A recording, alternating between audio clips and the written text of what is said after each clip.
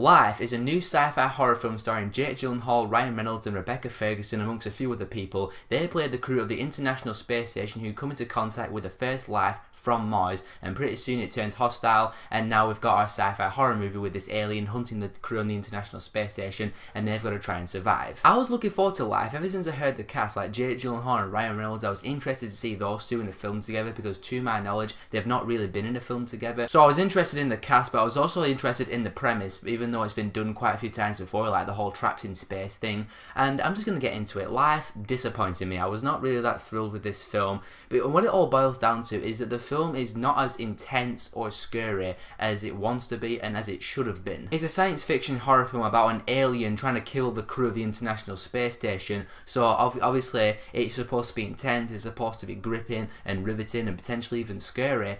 And to me, it was just none of those things. And the acting in the film was not really that great, with the exception of Jake Gyllenhaal. He is always good in films, and here, he feels like he's the only member of the cast really giving any effort, at least in some of the scenes he is. But the rest of the cast, even Ryan Reynolds and Rebecca Ferguson from Mission Impossible 5, they just went for the generic line delivery, and I never believed any of their performances at all. The overall design of the film was good. The sets with the International Space Station were pretty convincing. The CGI involving the alien creature was pretty good. And the CGI of the exterior of the International Space Station and the space backgrounds are pretty good as well. And the last act does pick it up a little bit, and the intensity does get brought up just a tiny bit, but at that point it was just too little too late, and I just did not care. I was not invested into the film at all. I just didn't care about any of the characters. The acting was not really that good, minus Jake Gyllenhaal, and the film, every time it tried to be scary, I was just like, okay. I know this review is not really in depth, but that's all I have to say about Life. It just doesn't do what the film's supposed to do. It's not intense, it's not creepy, it's not scary,